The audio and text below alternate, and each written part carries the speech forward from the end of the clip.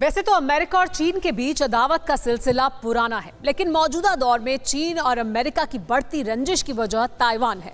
Taiwan पर चीन के कब्जे की राह में अमेरिका सबसे बड़ा रोड़ा है, इसलिए इस बार चीन आर पार की तैयारी कर चुका है। इसीलिए ताइवान में एयर रेड सायरन बजने लगे हैं। सवाल यह है कि क्या यह महायुद्ध का ट्रेलर है? ये रिपोर्ट देखिए।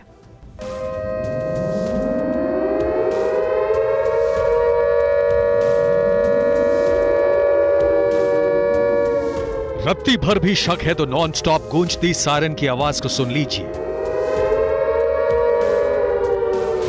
शंका आशंका है तो खौफ के साए में लिपटी ताइपे की सड़कों को देख लीजिए और यकीन कर लीजिए कि जिनपिंग की जंगी सनक एक और पड़ोसी देश का वजूद मिटाने का फैसला कर चुकी है।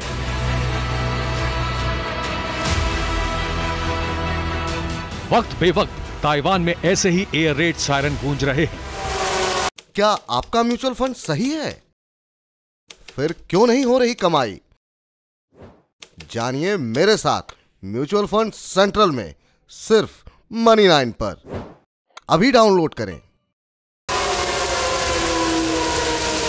लोगों को महफूज ठिकानों में पनाह लेने की चेतावनी दी जा रही है। इसीलिए दुनिया पूछ रही है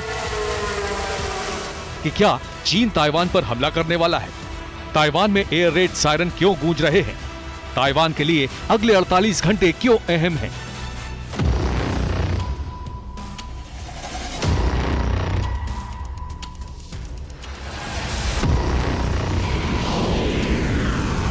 यूं तो हर दूसरे दिन ताइवान को तहस नहस करने के चीनी मंसूबे सामने आते रहते हैं, लेकिन इस बार बीजिंग से सीरियस वार्निंग मिल चुकी है। ताइवान में खौफ क्यों है, ऐसे समझिए। चीन की फौज साउथ की तरफ कूच कर रही है।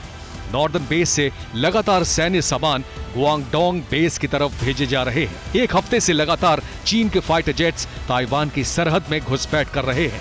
एक दिन पहले चीन का युद्धपोत ताइवान के पूर्वी बॉर्डर पर पहुंचा था।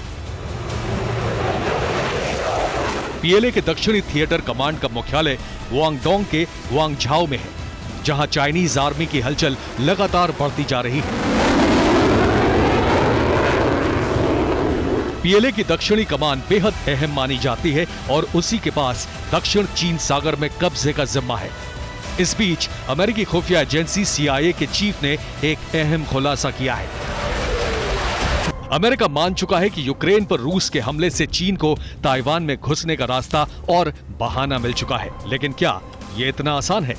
चीन ताइवान पर कब्जा करेगा, ये बात समय समय पर कही जाती रही है। खास तौर पर रूस के यूक्रेन पर हमला करने के बाद इसे और मुखर होकर कहा जा रहा है। लेकिन बड़ा सवाल यह है कि चीन क्या वाकई ताइवान पर कब्जा कर सकता है? बिल्कुल नहीं। यूक्रेन और ताइवान में जमीन आसमान का फर्क है। जिनपिंग रूसी राष्ट्रपति पुतिन जैसा रिस्क लेने के बारे में सोच भी नहीं सकते हैं।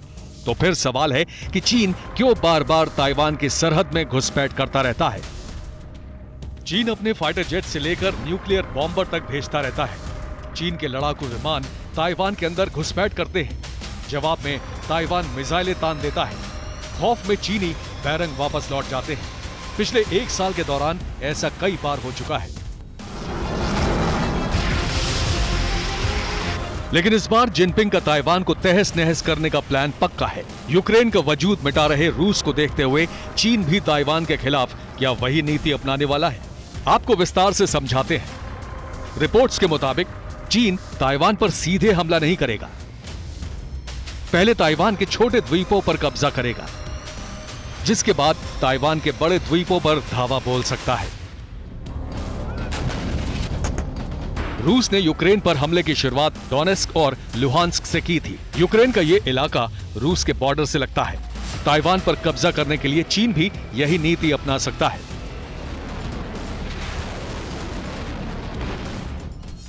नक्शे में देखेंगे तो चीन की दक्षिणी सरहद पर किनमैन और मुत्सु द्वीप नजर आते हैं। इन दोनों द्वीपों का चीन के बॉर्डर से सिर्फ 10 किलोमीटर का फासला है। लेकिन इन द्वीपों पर ताइवान का शासन है। माना जा रहा है कि चीन सबसे पहले इन्हीं 2 द्वीपों पर बारूद बरसाएगा। चीन जान चुका है कि रूस के यूक्रेन वाले फॉर्मूले से ही ताइवान पर कब्जा किया जा सकता है। इसीलिए सबसे पहले अपनी सरहद के करीब से ताइवान की हर निशानी खाक में मिलाना चाहता है। किनमैन और मुत्सु द्वीपों के बाद चीन का प्लान पेंगु द्वीपों पर कब्जा करने का है। ये द्वीप ताइवान से बेहद करीब है। इन द्वीपों पर कब्जा करने के बाद चीन के लिए ताइपे की सल्तनत को तबाह करने में ज्यादा देर नहीं लगेगी। पिछले 9 साल से कई बार चीन ने इन द्वीपों पर कब्जा करने की कोशिश की, लेकिन हर बार नाकामी हाथ लगी। इसीलिए इस बार जिनपिंग की लाल सेना पूरी तैयारी के साथ धावा बोलना चाहती है। बस एक कॉल कर सकती है आपको कंगाल। खाली हो सकता है बैंक खाता। कैसे? देखिए मेरे साथ, जागते रहो सिर्फ मनी 9 पर। अभी डाउनलोड करें।